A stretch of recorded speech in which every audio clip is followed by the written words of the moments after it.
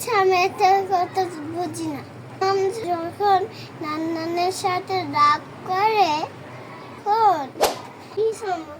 আরে আমার সাথে কথা বলবে না, আমি সব বুঝি। না না না তোমার মেয়ে না। আচ্ছা আমার একটু একা থাকতে দাও।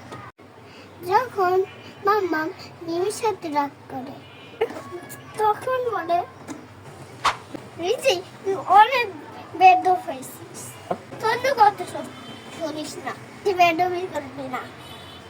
যখন বাবার সাথে রাগ করে তখন বলে আমাদের কি বোকা পাইছো, তাই খুশি বলবা না, আমি আর কিছু করতে পারবো না, আমি তোমার কোনো কথা শুনতে চাই না। তারা আমার হাত ছাড়ো, একদম আমার রুমে আসবা না। আর যখন আমার সাথে মামা রাগ করে আর কত জায়গা বিরাসন, আমার একটু শান্তি দে, এখনই পড়তে বসো।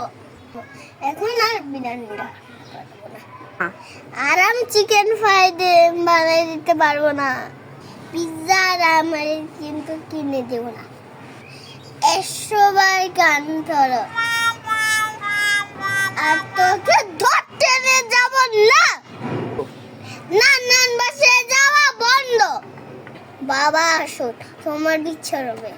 আমি বুঝলাম না, সবাই যখন রাগ করে তখন কথা বলা বন্ধ করে দেয়, তখন চুপ করে বসে খায়, সারাদিন কোনো কথা বলি না, হপ করে বসে খাতে। কিন্তু আমার সাথে যখন রাগ করে ডাব্বা করে বসতে যাচ্ছে, সারাদিন বকে।